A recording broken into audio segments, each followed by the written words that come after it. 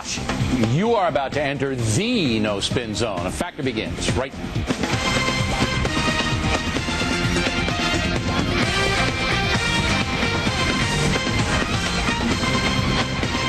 Hard facts are highly overrated. Thanks for staying with us. I'm Bill O'Reilly in the Miller Time segment tonight. Let's bring in Dennis Miller. He's in L.A., where he hosts a daily syndicated radio program for Westwood One. Did you watch the Live Earth concert? Wasn't Live Earth a rock group? Didn't they do a remake of a Four Tops song? That was Rare Earth. See, I get so confused. Did you watch it? Get ready, because here I come. Yeah. Get ready, because here I come, I remember. I watched it Live Earth, and for the first time, I actually believe the cause had some credibility, the global warming thing, because Madonna looked a little shriveled to me. And some of those people have been around a long time now. I remember the last time I saw them all connected at a concert. I believe it was in the 80s. They were talking about global cooling. And, you know, Sting, he was actually billed as stung at this one. If he can have sex for 8 hours now, it's because it takes him 7.5 to get his pants off. Now, Madonna comes in with a minute bowl-sized carbon footprint, and somebody ought to run an audit on this whole thing, because I'm telling you, what they used that day to get this message out is probably cost them in the long run as far as their credibility, I believe. I think they've kind of jumped the landlocked shark here. Now, nobody watched it but you. You realize you're the only American who watched this program. But actually, the 2.8 million on NBC watched the Live Earth deal, which is stunningly low. Stunningly low. Why do you think nobody watched it? Well, I think they keep saying that they want to pitch awareness, and guess what? We're all aware of what is, presented to us as global warming now. If you're not aware of it by this time, guess what? You're sitting out in the sun too much. It's just some people don't prescribe to it. I'm sorry, I get it. They think Manhattan's going to be underwater in 2057. I don't. Where do we go from here? If they were looking for some sort of informational critical mass here, I'm behind them. Critical mass leads me to nuclear power, and that's what I think they should do. They should get behind that if they want to clean up this global warming. But the fact is, if you tried to build 20 nuclear plants in this country tomorrow, they'd have a concert with the same bill and the same people with ticket stubs. They wouldn't even have to turn them in. They would show up. They're the ones hanging it up. Don't and when I hear Bobby Kennedy... Yeah, go ahead, Bobby Kennedy. Well, listen, he doesn't want news. He wants everybody to have a big fan. I've met Bobby Kennedy Jr. He's a nice man. And he did a nice job on the Hudson River. But yes, on this issue, he's off it. But look, here's why I think nobody watched it. I think you're right. Everybody knows that global warming is in play.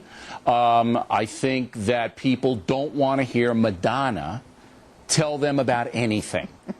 Anything, right. All right? Even if there was a guy breaking into your house, Miller, with a big bazooka, you wouldn't want to hear that from Madonna.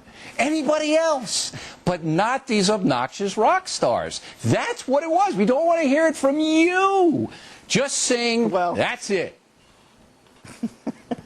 I can't say that I find all of them obnoxious, but Madonna, if you do feel a lot of heat on this planet now, it's from the massive id reactor that's grinding inside of her, trying to keep her vaguely pertinent. That's what's happened. What was that word? Vignia?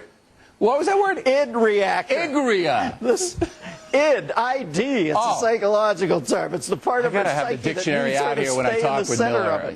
I got the encyclopedia when I talk. Now I got to get the dictionary. All right. Let's go to another guy who has a lot of idnia, or whatever it is, inside him. Yeah. It looked like Michael Moore got very angry at CNN for telling the folks that his documentary is not quite on the level. Now, is this a stunner for anyone? Moore's a propagandist. He's witty. He has a point of view. He wants us to all buy into the Cuban healthcare system. I got my beret. How about you? You ready to go with the Cuban health system?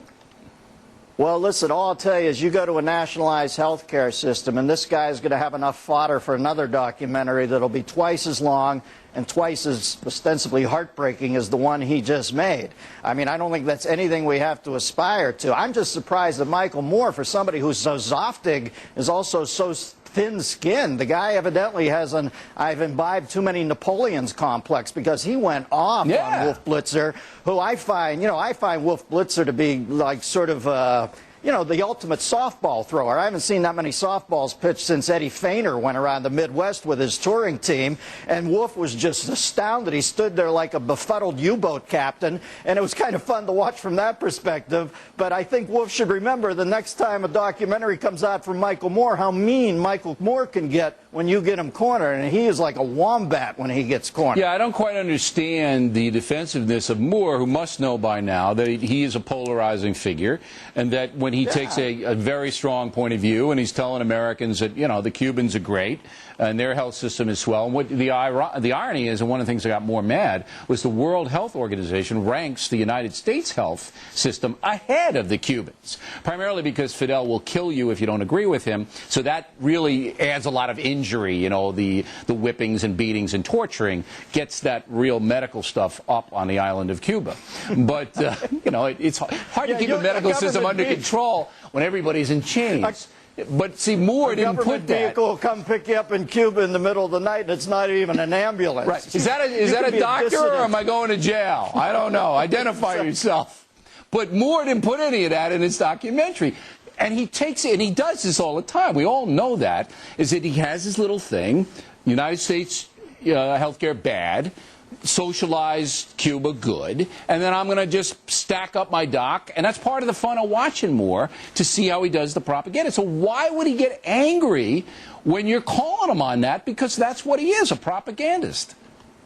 Because when it comes from the right, he derives his very life force from it, the criticism. Yeah, but CNN... When it comes from the left, it's unexpected. Okay, now that's when good. It comes from the left, it's completely unexpected. And he views somebody who's in the court of the king, you know, quite frankly, snickering at the king. He did not expect it from a minion like Wolf Blitzer. So that's an interesting point, that if it came from Fox News, he would have sloughed it off or just said they're a bunch of fascists. But when it comes from CNN, which he considers home base, then he gets offended. Well, listen, it's like Cindy Sheehan. I feel bad for the woman, because when she was drawing the animus from the right, I think she could understand that and digest it. But then when it proved out that she really was against war and just not Bush, and the left kind of turned on her and she was a forgotten woman, it broke her heart. And these people have to remember, I've been on both sides of this. When the left turns on you, they can get particularly cruel. And I think that's what affronted Michael Moore. All right, Dennis Miller, everybody. What's the word again? Id what? Id reactor. Madonna's id reactor is churning at such a high mass. I got it. Yes. God, it took me 4 tries. She wants to stay pertinent. It's making her frenetic. Dennis Miller, everybody.